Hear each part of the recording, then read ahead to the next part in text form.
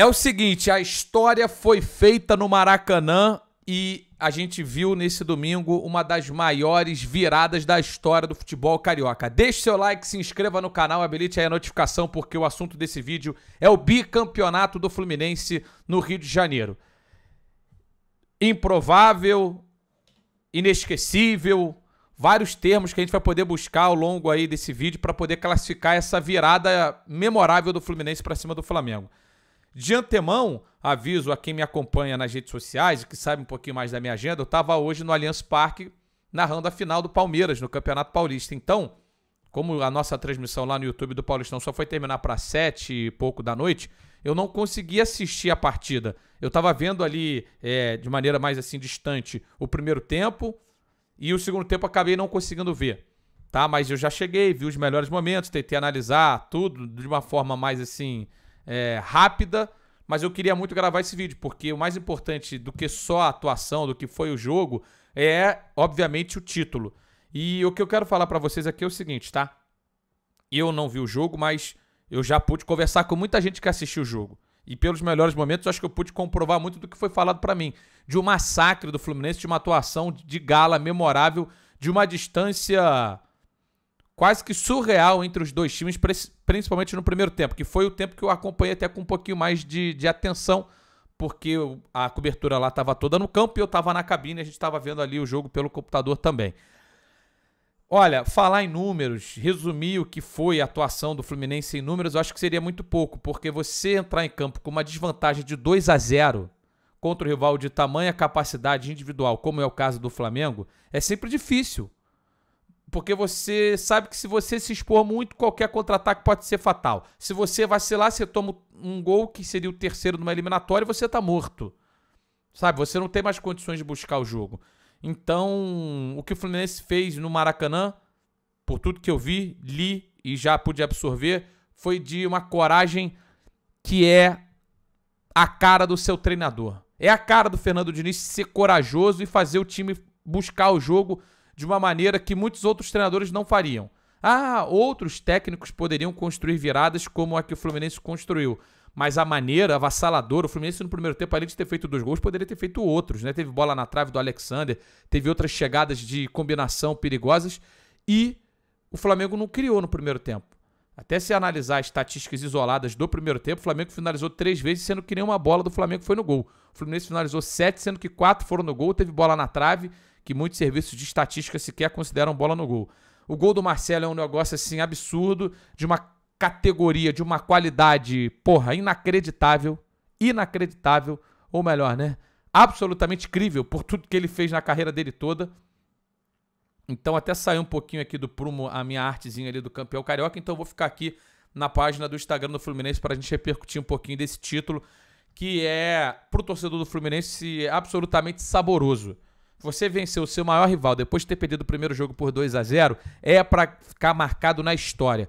Pouquíssimas foram as vezes, aí a gente vai ter que realmente mergulhar nos dados históricos, pouquíssimas foram as vezes que um time conseguiu reverter uma virada de 2-0 ou de 2 gols de diferença. E o que o Fluminense fez entra para a história do clássico, sem dúvida nenhuma, num domingo de Páscoa, né, como coloca até aqui o Flu no Instagram, é absurdo. O Alexander jogou demais, por tudo que eu vi nos lances. Minha mulher chegou e falou assim, cara, o que o Alexander fez, ele merecia muito gol porque ele jogou muito.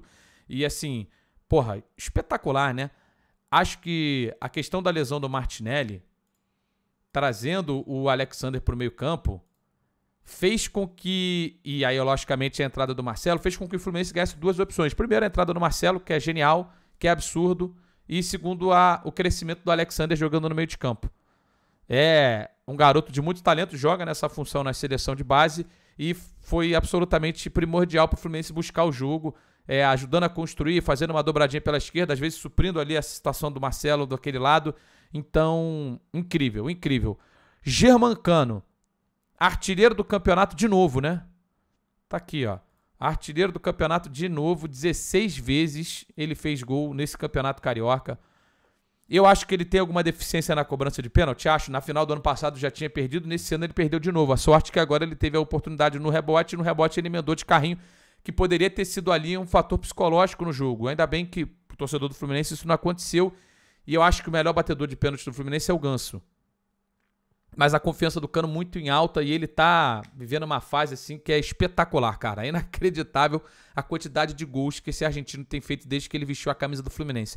Com naturalidade, forçando algumas bolas de finalizações, mas ele é muito oportunista. Ele sabe o caminho do gol como pouquíssimos jogadores no futebol brasileiro. Talvez até no futebol mundial, porque ele é impressionante. A bola chega, ele bate, chega, ele bate. Ele perde até alguns gols, como perdeu no meio de semana pela Libertadores, uma bola que vem cruzada, ele sai meio desequilibrado, mas o saldo é absolutamente positivo. Absolutamente positivo. O Fluminense ganha esse título e o Diniz conquista esse primeiro troféu, e eu quero falar um pouquinho sobre o Diniz, vou falar já já, mas é inacreditável a força que o Fluminense teve para virar contra um time de tamanha qualidade como o Flamengo. Pelos lances, que foi exatamente o que está me baseando aqui para analisar mais tecnicamente o jogo, poderia ter sido até mais. Porque o Fábio fez 2 defesas importantes, uma no começo do segundo tempo e a outra também já no meio do segundo tempo, e não mais. Então, você segurar um adversário que tem qualidade individual, não coletiva, porque o Flamengo não tem qualidade coletiva, tem qualidade individual, para ganhar o jogo do jeito que ganhou, é espetacular. E aí, cara, eu quero falar rapidinho desse... não, vou deixar o vídeo assim mesmo, porque assim, o Fernando Diniz, gente, ele era ridicularizado, ele foi ridicularizado muitas e muitas vezes. Ele foi ridicularizado depois da derrota por 2-0, que para muitos tinha encerrado, sepultado as chances do Fluminense de ser campeão. E o Fernando Diniz, ele merece muito respeito pelo que ele trabalha, pelo que ele é enquanto treinador e o que ele é enquanto pensador de futebol. Porque você pode gostar ou não gostar do Fernando Diniz, mas você precisa respeitar, acima de tudo, o que o campo está te mostrando. E o que o campo mostrou, basicamente, em toda a trajetória do Diniz e muito na trajetória dele nesse Fluminense, recortando para não ser exagerado, na trajetória dele no Fluminense, o que o campo tem demonstrado é que ele é um dos grandes treinadores do futebol brasileiro. E o título do Campeonato Carioca não deveria mudar em nada essa avaliação de quem acompanha futebol. Minha opinião. Porque agora o Fernando Diniz foi campeão carioca com o Fluminense, que ele merece ser técnico da seleção. Para quem é resultadista ou para quem acha que só o título importa, pode ser um argumento. Para mim, não. E eu não estou querendo discutir seleção brasileira aqui. Eu estou querendo discutir e exaltar qualidade, campo, domínio, intenção, troca de passes, mudar o jeito de jogar, como deixar o Aras mais livre por dentro, que é, na minha opinião, a melhor característica do Aras, do que deixar ele aberto numa ponta, tendo que ajudar e correr muito. Fazer do Marcelo é forte, né? Mas assim, dar essa liberdade ao Marcelo para ele aparecer no local onde ele apareceu para fazer o primeiro gol, potencializar as individualidades de todos os jogadores, dar ao Ganso novamente uma vida como jogador de futebol e fazer do Ganso um jogador super fundamental no time do Fluminense. E o passe que o Ganso dá pro gol do Germancano é fantástico. O Germancano sempre foi um artilheiro, mas ele tem sido potencializado também pelo esquema do Fluminense, pela maneira do Fluminense de criar oportunidade. Então ver a alegria desse cara, eu acho que para quem é Fluminense, ver a alegria de alguém que, torcedor do Fluminense, depositou confiança, porque eu acredito muito que tudo que o Diniz tem colhido no Fluminense é porque a torcida acredita nele e dá essa liberdade a ele, e ele sente isso, já falou sobre isso várias vezes nas entrevistas coletivas, tá? E ele merecia demais. Eu sou muito fã do trabalho do Diniz, quem me conhece sabe que eu sou fã do trabalho dele há muitos anos, e vê-lo conquistar um título, não só pela importância de um título carioca, mas pela virada como foi construída. Sendo que no meio de semana, diferentemente do adversário, que poupou jogadores, ele foi com o time titular e venceu lá no Peru. E voltou ao Brasil e já tinha dito logo depois do jogo no intervalo, no vestiário, desculpa. Após o jogo no vestiário, depois da vitória contra o Sporting Cristal, ele foi categórico. Ele falou, olha só, aqui nos preparou para o jogo contra o Flamengo. Agora a gente vai pensar no Fluminense para vencer o Flamengo. E ali ele montou uma estratégia que foi avassaladora. Quando ele tinha, talvez tenha sido superado no primeiro jogo pelo Vitor Pereira. Ele deu a volta por cima. E eu sou muito fã dele. Acho que ele é um técnico assim espetacular e que merecia demais esse título. E assim, agora a gente vai esperar para ver o que vai acontecer em termos de dinâmica da temporada no Flamengo, o que vai acontecer. Se o Vitor Pereira vai continuar ou vai ser demitido. No momento que você está vendo esse vídeo, talvez ele já tenha sido até demitido, eu não sei dizer. Mas o importante é olharmos para o campo. Sempre, gente. Eu acho que cada um tem o direito de ter a opinião que quiser, sobre futebol. E eu acho que assim é a maneira mais saudável, que as pessoas tenham suas visões sobre o jogo e que realmente a gente não fique preso a comentários prontos, porque é muito feio. Eu acho que para olhar futebol, para falar sobre o jogo, deveria se sempre olhar para o campo. E o Fernando Diniz, quando a gente olha para o campo, acho que a gente vê a coisa acontecendo de maneira trabalhada. Não é nada ao acaso. E o Fluminense comemora esse bicampeonato carioca com uma marca muito expressiva também, de 25 mil sócios no Maracanã, um clássico. Independentemente disso, acho que tem várias qualidades o time. Quem acompanha minhas lives e os meus vídeos sabe das minhas restrições a um jogador ou outro. Mas no jogo específico, o Fábio, duas importantíssimas contribuições. O Nino é um dos grandes pilares desse time. É um zagueiro rápido, é um zagueiro que faz o jogo acontecer. O Samuel Xavier estava suspenso no jogo. E pelo que eu pude ver, o Guga fez um jogo até ok, participou lá do lance do gol do Alexander. O Marcelo é um gênio da bola. O Marcelo é fora de série. Esse cara vem a contribuir demais pro time do Fluminense. O Alexander jogando pelo meio, joga melhor no meio do que joga como lateral. Opinião. E eu acho que o Fluminense encontrou aí um reserva pro Martinelli ou um titular para colocar o Martinelli do banco para fazer parceria ao André.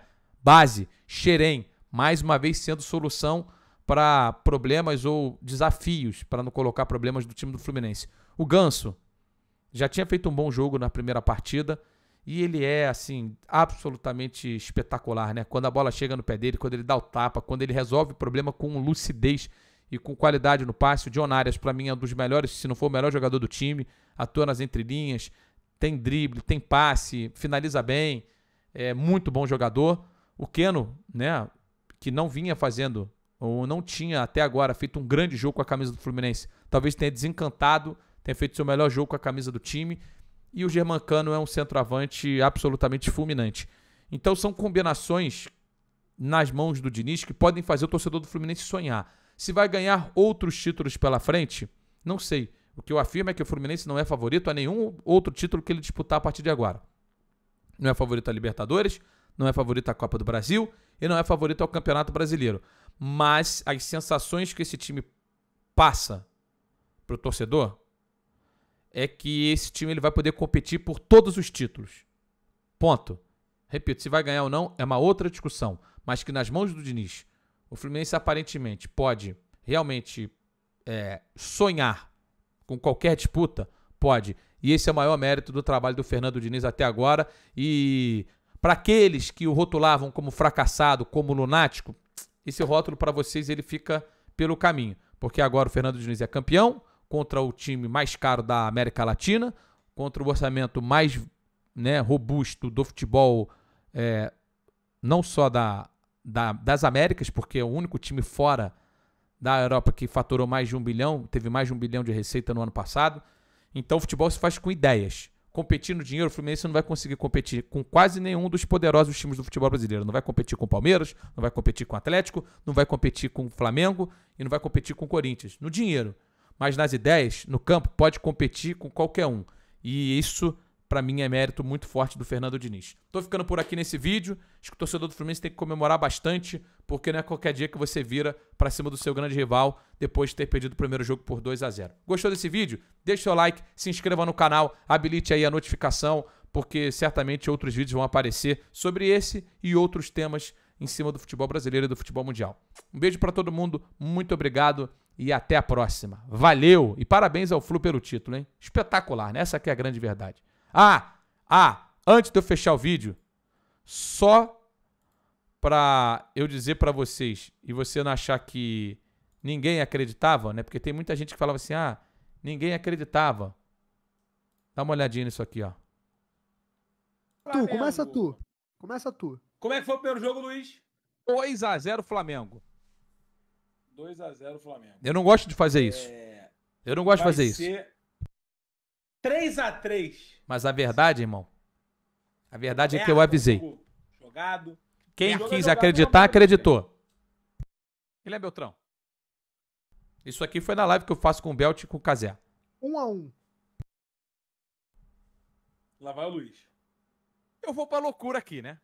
Eu vou pra loucura. Eu Confia? Vou pelo roteiro. O roteiro de viradas. É um roteiro que costuma O print agradar não tem roteiro junto, hein, os Luiz? cinéfilos e tudo mais. Eu não quero nem saber do print, irmão. Eu quero saber o seguinte, aqui é 4-1 Fluminense. E tá dito. Caralho, é isso mesmo? Irmão, você quer que eu... O que você quer que eu fale aqui? Desculpa. Você quer que eu jogue com a razão ou com a emoção? Fluminense! E tá dito. E tá dito. Não foi só um chute de sacanagem. Eu acreditava realmente que o Fluminense poderia fazer esse resultado. Dito isso, agora sim encerrando, deixa o like, se inscreva no canal. Um beijo e até a próxima. Valeu!